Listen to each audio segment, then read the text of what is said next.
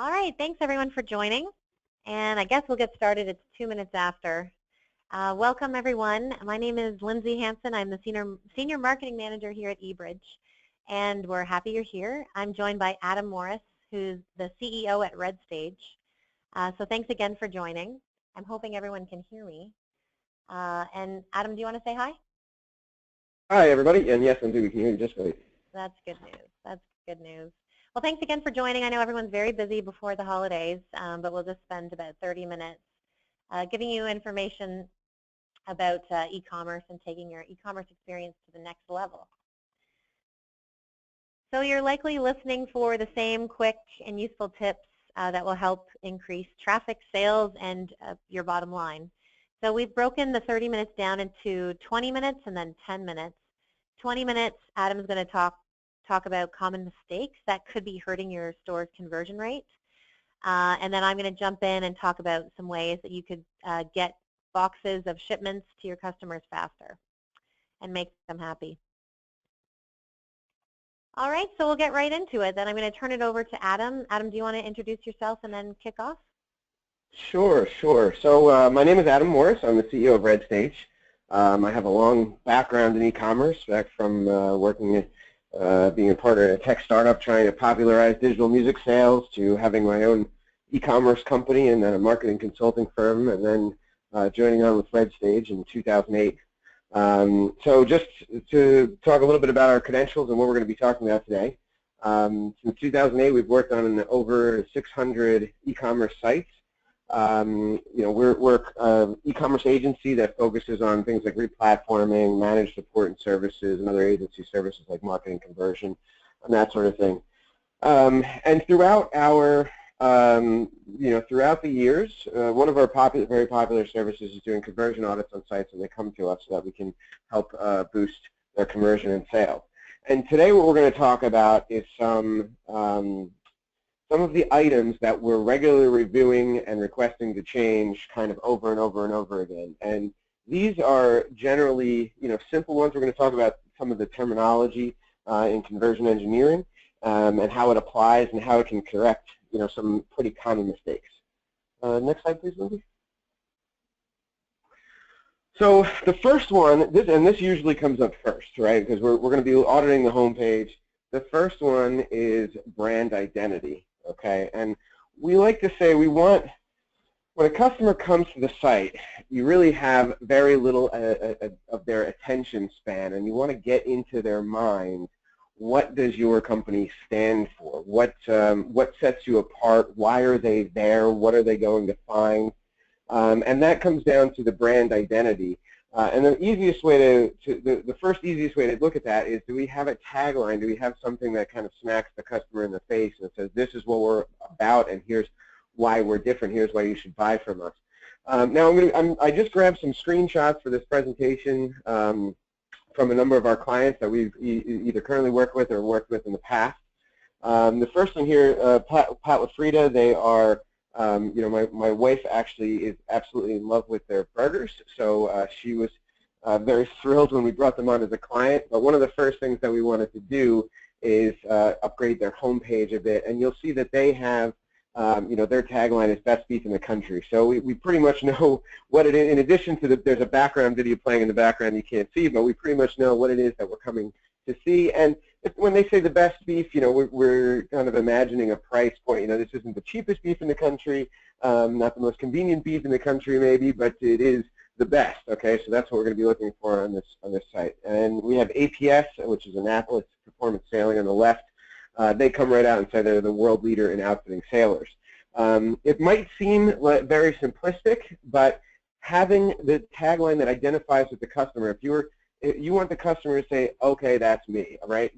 Annapolis Performance Sailing is not like a West Marine. They don't sell necessarily all boat parts. They are specifically tailored to sailors, and the customer should know that's what they're going to get. Okay, next slide, please. Now, this is also related a bit to brand identity, but I want to talk a little bit about brand voice and product authority. Now, these are both very in-depth topics, and we generally spend a lot of time on this. But we see very often that especially on product pages, there's not any differentiation between this and between a company and another vendor of the same product. Let's say there might be just a copy of the manufacturer's description, and this really has a deep impact on giving the customer the confidence and inspiration to purchase from you versus other people. So one of our clients, Vapor Beast, on each of their product pages, they say why they sell vaping equipment and such, and on each one of their product pages, they're going to tell you why each product is beastly and give their own take on that particular product. Okay, so this is a very important piece that we've been working on for a while, and this also helps add that intangible value to the product, so that in a lot of cases, e-commerce can be the race to the bottom in terms of price. So how are you adding that intangible value to make sure that they buy from you? What are you adding to the equation? Next slide, please. This one is something we're a big stickler for. Is animation. Now, anything that moves, anything at all on the page that moves, will draw attention, right? For better or worse.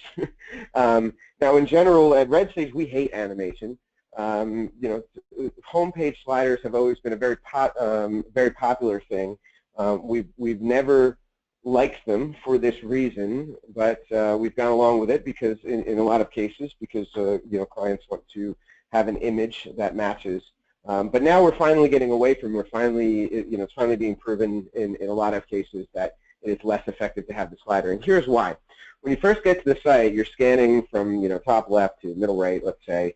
And as soon as the slider slides, you focus on that slider. Now, what we really want to be doing is we want to be getting people to enter the purchase funnel. If they came for one of the main reasons, either product research, they know what they want, they're price comparing, whatever the motivation is that they came to the site, I want to get them into that process and serve.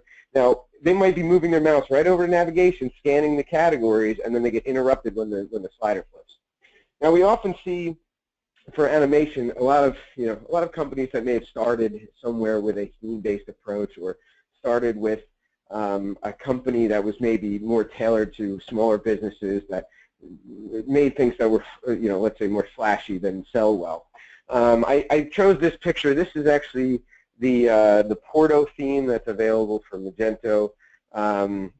We actually, for some of our SMB customers, or we have a rapid to market program where we may base a niche site for them on a theme to start. But one of the things that most themes have, and in a lot of cases businesses review, is strange moving objects. Like if you look on the right column, you see that free shipping banner, which is nice, and some of these other things that are nice. As you hover over them, they do things like slide. The right column slides automatically, and the right column sliding automatically is cringeworthy to us, because that means when somebody's evaluating the product, their eyes are darting over and taking them completely outside of their thought process, right? Interrupting their pattern there. Okay, so we want to, in general, we like to remove pretty much all animations from the site and have things, if there's a hover state or what, it should just pop in and pop out without being animated whatsoever. So that's a big key for us. That's one of the first things we'll remove. Next slide, please. So now I want to get into a concept called shopping autopilot. Okay, and what we believe shopping autopilot is the ability for kind of your subconscious brain to navigate through a site without having to use that conscious thought to figure out where you need to go. Okay, and one of the easiest way to accomplish that is to, from a user experience perspective, to put things where they're expected to be. Okay, now if you just close your eyes for me, if you're all with me, if you close your eyes and imagine where, if you were going to any site in the world and you were going to go to the cart, where might that be, right? Okay, and the answer, you could just see yourself moving up to the top right, because on pretty much every e-commerce site, it's on the top right. Now, so that's a major one. Sometimes we find, sites that the cart is on the left or what have you, and then when somebody's looking for the cart for whatever reason, I mean, that's it's a big faux pas if you're looking for the cart, but then they might be thinking conscious thoughts like, do I really need this? Do I want to spend this much money, or whatever other reason they might have to abandon the purchase. So we want a number of things in places where they're readily available and easy to find, especially your account, your order. The My Account can have a drop down and hover over it for your orders to find those. You want the probably contact information, whether it's a phone number, and we'll talk about that phone number a little bit later, somewhere easy in the header. Now, also, we want to find that information in the footer. We definitely want to have the about us, the hours of operation, the things that people are going to be looking for if they're going to site trying to find ancillary information about you. You want to make sure that those are in the top or the bottom. And things like navigation and search obviously should be apparent and not hidden, not blending into a banner or what have you, and make sure that they're in a place that no one has to seek any of these items. They should be just easy to get to. Okay, next please. Now, one of the key parts of conversion is trust, is how much the customer trusts the site, the product, the price, other people that have reviewed it. All of these, all of these factors go into actually triggering the purchase decision. So there's a number of things that we can do to kind of jumpstart that process. We want to tell the customer that we are a reliable business and we're going to treat their package with care, and we're going to accurately represent their product, and we're going to get them the product quickly, which actually Lindsay's going to talk about a little bit in a little while. So one of the things we talk about is trust logos. These are the logos that may be credit card logos that is kind of associate your brand with billion-dollar brands like the credit card companies, maybe shipping logos, maybe reviews logos. You'll see one of our partners, Yotpo, here is showing that they have over 9,000 certified reviews. Now, if you're going to, let's say this company, this is from Northland Express, let's say they have the cheapest price for one of their outdoor fire pits, and they found another site that has the product $3 cheaper, but the site's a little sketchy. Somebody's going to definitely, they're not going to lose that sale for $3 because the person, in most cases, because the customer is going to have a much higher confidence level to shop with this site than one of their much smaller competitors. Okay, and another piece of this is on some sites it's appropriate to have maybe an as seen in or press section to show that you have traction and credibility. Okay, one of the things I want to note too is studies have shown that if you do have an as seen or press section, it should be sometimes it actually can hurt trust if those logos don't click through to anything. Like you might have a light box pop up that shows the article that you were featured in or something like that, so that the customer doesn't worry that you're just spattering logos all over the place. Okay, next please.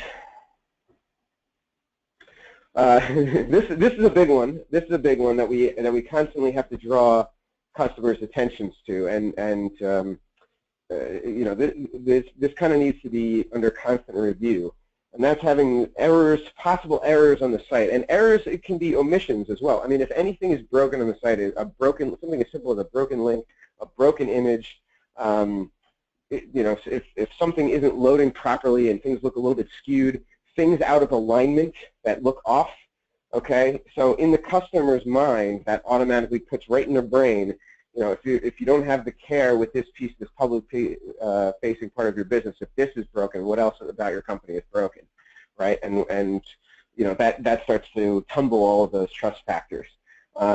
We also very often find this problem in description copy, okay? Weird grammar, when it was copy and pasted somewhere, there's a weird ASCII symbol in it, anything that doesn't seem like a big deal to a lot of people that are working in the web and kind of understand what this is, but to a customer, it is going to be shown as something that looks broken. Okay, next please. One of the things that we often tell, this is an improvement to user experience, or actually a problem with a lot of times with user experience that we find, and it's called signage. Now, what that means is every section or anything that you interact with should have some sort of heading that tells the customer what it is and that they have to interact with it. So on the right, you're going to see one of our clients, White Mountain Footwear, and there's some simple cases here. You know, with just instead of having just the boxes for size, it says select your size. Now, that seems fairly obvious, but when you have a number of things on the page that need to be interacted with, it's nice just to have a little bit of guidance so they know what's going on. And I'm sure everybody's seen, you know, on the left underneath the photo, you know, many sites have different zooms, enlargers, hover overs, whatever, to zoom and interact with the image. You want to make sure that underneath your image tells the customer how it's supposed to be used. Don't make them guess. Don't make them just hover over it by accident and figure out. In a lot of cases, we might have one of those hover over zoom with the lens on the right, so we'll say hover to zoom, and then double click to enlarge, for instance, to tell them exactly how to interact with this. And on the left, you're going to see, you know, this is just a band featured on a homepage of Pat LaFrida, but that band has a header. Okay, so whether you're using, you know, a featured products, best sellers, whatever, you're featuring a product set, you're giving them a content block. If you're going to give them a content block of the company history, let's say on the homepage, you might want to have that, you know, like a branding bar. Give them a little signage to tell them what this is. Give them a header that says about the company. It really helps. That is a small nugget of information that is easy to process as a customer is moving up and down the page, and they can process just that small nugget to know that they can settle on that. If there's a big block of text or a mess of images or other things that may just completely get skipped because there's no little chunk that they can consume to figure out what that section is for. Okay. Next slide, please. The final one we're going to talk about today, and this one also happens very often, is a lack of social content, even though the features and functionality is there. Okay, so this most often manifests itself in empty reviews.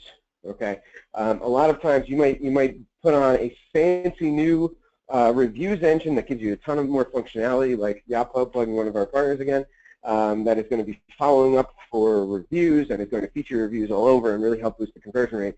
But half of your products don't have any reviews yet. So if that's the case, it's going to show blank stars.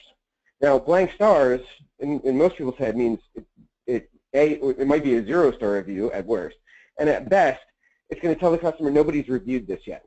Okay, so if they're thinking, when nobody has reviewed this yet, then if no one else bought it, why should I buy it? Maybe I shouldn't buy it either. It makes people second guess. It's the opposite of social proof, essentially. It says no one else is doing it, so I shouldn't do it either, where social proof would say everybody's doing it and I should do it too. This also manifests itself in the social contact and say, you know, Facebook, Twitter, other things, Instagram. Let's say you have an Instagram feed and it's relatively sparse or it hasn't been updated, or you have Facebook social sharing where, you know, it counts how many likes you have, and most of your pages have 0 likes.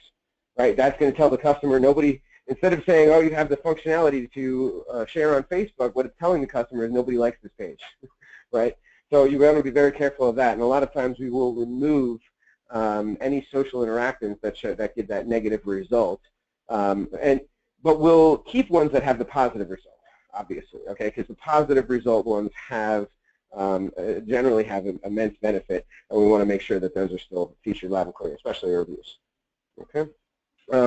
With that, so we're going to end that here. I know it's a little bit of a short webinar today. We're going to put our email address at the end to answer any questions. I want to turn it over to Lindsay now, who's going to talk about Posto. We talk about the reviews and kind of social proof being important. Lindsay's going to talk about, after the sale, some ways that we're going to make the process more efficient to make sure that customers are interacting positively with the site. Thanks, Adam. That was great. I put myself on mute, but I found myself saying, yeah, like that. So I want to look at our site at the end of this webinar. Anyway, so let's get into the part about getting orders fast to your customers. So it goes back to what Adam just actually finished talking about, which was stars. So what makes a customer happy enough to actually go back onto your site and give you a star rating, or leave a review, or like your page, so on and so on. And so after, you know, we looked at some studies, it looks like it boils down to 2 things in the e-commerce world anyway. And one is, get it to me fast. So I want it when you say it's coming, before Christmas, for example. And then get it right. I don't want it to show up and it's not what I was looking at. It's not what I thought it was going to be. It's way smaller, way larger, different color. So just get it right and get it fast. So how do you do that? So fast orders and accurate orders happen every time if you eliminate manual data entry. So oftentimes we have smaller merchants that come to us for help, and they've been managing orders from their accounting package over to their e-commerce store by just hiring somebody in their office. And that person sits there all day long and they type customer data into one field and then over to the other field in their other business system. And so by just connecting those two things together or syncing them or linking them, whatever you want to call it, you kind of eliminate that worry that things aren't going to be right or things aren't going to be shipped fast. So that's what I'm here to talk about. It sounds a little boring, but it's one of those things that's just necessary, and eBridge, our company, has been handling it for 22 some odd years. So what am I talking about? I'm talking about these data fields. Well, let's pretend that your business uses Magento and your accounting package in the back end is Microsoft Dynamics AX, for example. And so somehow, and like I said before, maybe it's somebody at your company, is literally looking at those fields from Magento and populating data into this similar field in your accounting package or AX. So it could be, it's really tiny, but it could be, order quantity, tax amount, sale price, customer address number 1, phone number. I mean, all these tiny little fields, they need to be filled in, and they need to be filled in right. So by integrating these things together, things just go whoop right over and they're right every time. So that's really what I'm talking about. Sometimes it's easier to see things, and so let's just get right into it. One of our customers at eBridge is Everlast, and they make boxing gloves. So let's pretend we're a customer and we want to buy the boxing gloves there on the screen. So all this stuff happens in the background, and I don't really care as a customer what happens. I just want to get what I ordered quickly. So I click on the boxing gloves, I put in my order. Now as Everlast, I know that all of that data associated with that order enters our eBridge ePortal, it's called, and then we push it right over to their accounting package.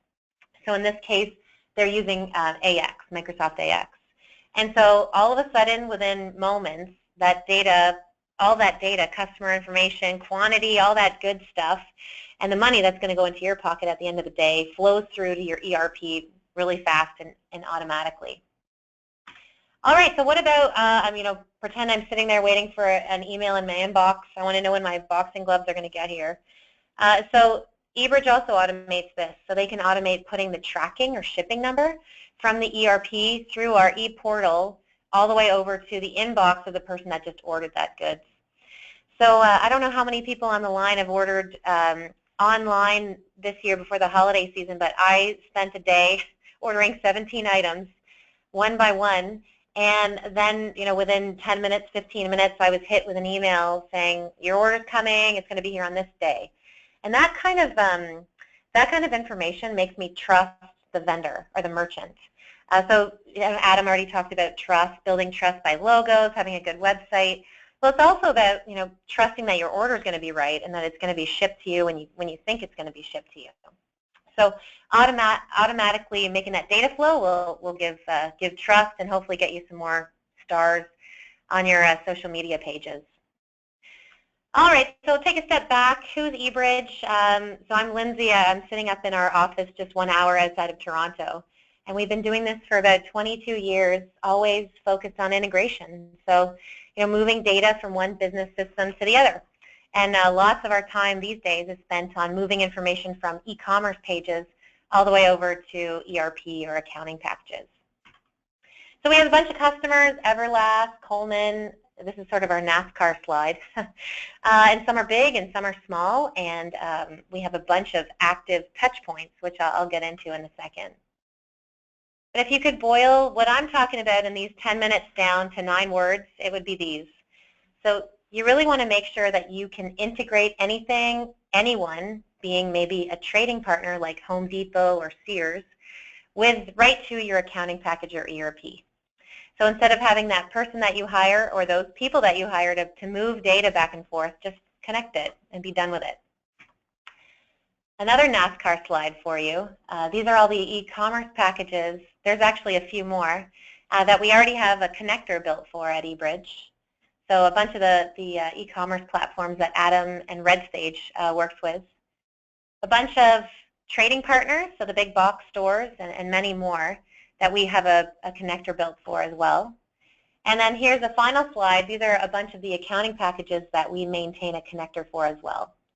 So all this to say that you know, as a merchant or a vendor, if you would like to pick your accounting package, just let eBridge know. Then you use that connector that we've already pre-built and we maintain. And then you just plug in the stores or the big box stores that you want to sell to, and data will flow from one business system to the other. So I'm not going to get you know, any deeper than that, but I'm always open for questions anytime. So again, we have kind of two things that we offer here at eBridge. One is we have this e-portal thing that passes data back and forth. And the other thing is our services. We have a team in-house here. There's about 50 of us sitting in this office right now, and we're responsible end-to-end to make sure your data flows and it flows correctly. And we were all working very hard on Cyber Monday, I'll tell you. All right, and so the last thing I'm going to leave you with is right now, after the webinar, right now, you can just go to ebridgeconnections.com, and we have this thing called the Blueprint Builder or the Integration Planner, and all you have to do is just put in the two business systems that you want to connect. So for example, let's go back to our Magento Microsoft AX example. You would put in Microsoft AX, and I want to connect it with Magento. And then the next page will show you all the things or the data fields that you'd really want to connect or pass information back and forth from. So inbound payments, outbound shipments, orders, tracking information. So it's sort of like a planning tool, and it's free. And it helps you plan what data flow would be ideal to save you time. All right, I think I did it within 8 minutes. And so I just want to say thanks so much again for joining us. It's really nice to see that people are interested in e-commerce and improving their e-commerce store, and definitely learned a lot from Adam. Thanks again for joining us, Adam.